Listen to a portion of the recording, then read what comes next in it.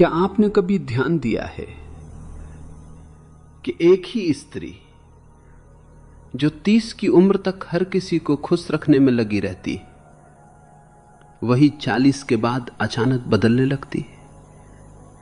वो पहले जितना समझाती थी अब उतना नहीं समझाती।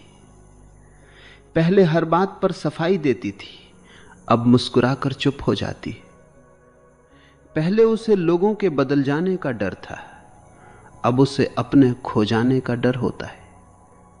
और यही वो मोड़ है जिसे अधिकांश लोग गलत समझ लेते। वे कहते हैं वो बदल गई है, लेकिन सच ये है वो बदली नहीं है। पहली बार वो अपने असली स्वरूप में आई है।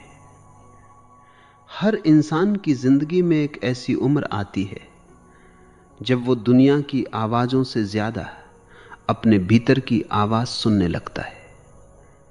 स्त्री के लिए यह समय अक्सर 40 के आसपास आता है। यह वो उम्र नहीं जहां जीवन ढलने लगता है, यह वो उम्र है जहां भ्रम ढलने लगते हैं। अब उसे यह साबित नहीं करना होता कि वो अच्छी है, अब उसे यह मनवाना नहीं होता कि वो योग्य है। अब उसे यह डर नहीं रहता कि कोई उसे छोड़ देगा, क्योंकि अब उसने सबसे बड़ा सत्य जान लिया होता है। जिसने स्वयं को पा लिया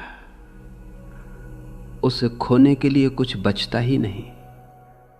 लेकिन यह परिवर्तन एक दिन में नहीं आता, इसके पीछे वर्षों की चुप्पियां होती, हजारों अधूरी इच्छाएं होती, अनगिनत त्याग होते, और वे आंसू होते हैं जिन्हें किसी ने कभी देखा ही नहीं। आज हम किसी स्त्री की उम्र की बात नहीं करेंगे, हम उसके भीतर जन्म लेने वाली उस नई चेतना की बात करेंगे जो 40 के बाद धीरे धीरे जागती है।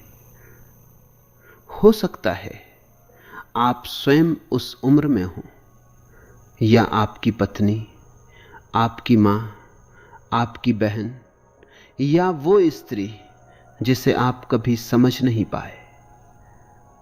अगर आपने आज की बात पूरी सुन ली तो शायद पहली बार आपको समझ आएगा कि 40 के बाद स्त्री कठिन नहीं होती, वो केवल सच हो जाती है। और सच हमेशा थोड़ा असुविधाजनक होता है, क्योंकि वो किसी को खुश करने के लिए नहीं जीता, वो केवल स्वयं होता है। याद रखिए, जिस दिन किसी स्त्री को अपने मूल्य का एहसास हो जाता है, उसी दिन दुनिया उसे बदला हुआ कहना शुरू कर देती है। क्योंकि जो व्यक्ति स्वयं को पहचान लेता है वो दूसरों की उम्मीदों का कैदी नहीं रह सकता। अब एक प्रश्न मैं आपसे पूछना चाहता हूं, अगर एक पक्षी वर्षों तक पिंजरे में रहे और एक दिन उड़ना सीख जाए, तो क्या आप कहेंगे कि पक्षी बदल गया, या ये कहेंगे कि अब वो वही बन गया है जिसके लिए उसका जन्म हुआ था? स्त्री के साथ भी कुछ ऐसा ही होता है। उसकी सबसे बड़ी यात्रा घर से बाहर की नहीं होती, अपने भीतर की होती है। और ये यात्रा अक्सर तब शुरू होती है जब दुनिया सोचने लगती है कि उसकी यात्रा अब समाप्त होने वाली है।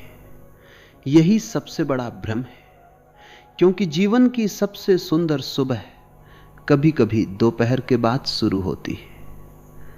बहुत लोग समझते हैं कि 40 के बाद स्त्री की चमक कम होने लगती है, लेकिन वे केवल चेहरे को देखते हैं, आंखों को नहीं। चेहरे पर समय की रेखाएं दिखाई देती हैं, लेकिन आंखों में अनुभव का प्रकाश जन्म लेता है। यौवन आकर्षित कर सकता है, लेकिन परिपक्वता विश्वास पैदा करती है, और विश्वास हर आकर्षण से अधिक शक्तिशाली होता है। यही कारण है कि जो लोग केवल सौंदर्य देखते हैं वे उम्र से डरते हैं, और जो लोग चेतना को देखते हैं वे हर वर्ष का स्वागत करते, क्योंकि समय शरीर को बदलता है, लेकिन जागरूकता आत्मा को विस्तृत करती है। आज की सबसे बड़ी विडंबना यह है कि पूरी दुनिया स्त्री को यह सिखाती है कैसे सुंदर दिखना है, लेकिन बहुत कम लोग उसे ये सिखाते हैं कि स्वयं से प्रेम कैसे करना है। वो बचपन से सुनती है, ऐसे बैठो, ऐसे बोलो, ऐसे हंसो, ऐसे रहो। धीरे धीरे वो दूसरों की बनाई हुई तस्वीर बन जाती है और फिर एक दिन आईने के सामने खड़ी होकर सोचती है, मैं कहाँ हूँ। यहीं से उसकी दूसरी जिंदगी शुरू होती है और इस दूसरी जिंदगी का पहला कदम दुनिया को बदलना नहीं होता, स्वयं को पहचानना होता है। यही पहला रहस्य है जिसे समझे बिना 40 के बाद की किसी भी स्त्री को समझना असंभव है। पहचान हमेशा जन्म के साथ नहीं मिलती। कई बार पहचान वर्षों की भटकन के बाद मिलती है। 20 की उम्र में वो अपने सपनों से ज्यादा दूसरों की उम्मीदों को जानती है। 30 की उम्र में वो अपने समय से ज्यादा दूसरों की जरूरतों में जीती है। लेकिन 40 के आसपास एक सुबह अचानक वो स्वयं से एक ऐसा प्रश्न पूछती है जिससे वो वर्षों तक बचती रही थी। अगर एक दिन सब रिश्तों के नाम हटा दिए जाएं, तो मैं कौन हूं? यह प्रश्न जितना छोटा है उतना ही गहरा है, क्योंकि इसका उत्तर किसी किताब में नहीं मिलता। यह उत्तर अंदर उतरने से मिलता है, और जो भीतर उतर गया वो फिर कभी पहले जैसा नहीं रहता। यही कारण है कि इस उम्र के बाद स्त्री छोटी छोटी बातों पर बदलती हुई दिखाई देती है। वो हर निमंत्रण स्वीकार नहीं करती, हर बहस में नहीं उतरती, हर व्यक्ति को खुश रखने की कोशिश नहीं करती।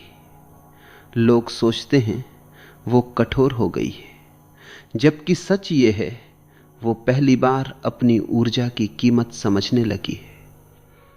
जिसे अपने समय का मूल्य समझ आ जाए वो उसे हर किसी पर खर्च नहीं करता, और जिसे अपने मन की शांति मिल जाए वो हर शोर का हिस्सा नहीं बनता।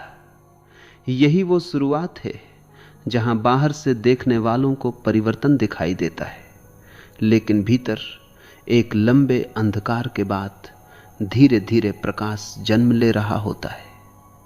लेकिन भीतर एक लंबे अंधकार के बाद धीरे धीरे प्रकाश जन्म ले रहा होता है। यही वो क्षण है जब स्त्री को पहली बार यह एहसास होता है कि पूरी जिंदगी उसने लोगों को समझने की कोशिश की, लेकिन स्वयं को समझने के लिए कभी रुकी ही नहीं। और शायद यही सबसे बड़ी थकान थी, शरीर की नहीं, मन की। इंसान तब तक नहीं थकता जब तक वो अपने मन के विरुद्ध नहीं जीता। थकान हमेशा काम से नहीं आती, कभी कभी लगातार स्वयं को दबाते रहने से भी आती है। और जब वर्षों तक दबा हुआ मन धीरे धीरे बोलना शुरू करता है तो दुनिया उसे बदलाव का नाम दे देती है। लेकिन भीतर ये बदलाव नहीं, एक जागरण होता है। जिस दिन इंसान अपनी ही आवाज पहचान लेता है, उसी दिन वो दूसरों की आवाजों का गुलाम होना छोड़ देता है। यहीं से स्त्री के भीतर एक नया साहस जन्म लेता है। वो साहस जो शोर मचाना नहीं जानता, लेकिन चुप रहकर भी अपना रास्ता चुन लेता है। अब वो हर जगह अपनी मौजूदगी साबित नहीं करती, क्योंकि उसे पता चल चुका होता है कि जिसे अपनी रोशनी पर भरोसा हो उसे हर कमरे में दीपक जलाने की जरूरत नहीं पड़ती। और यहीं से उसकी पूरी दुनिया बदलने लगती है।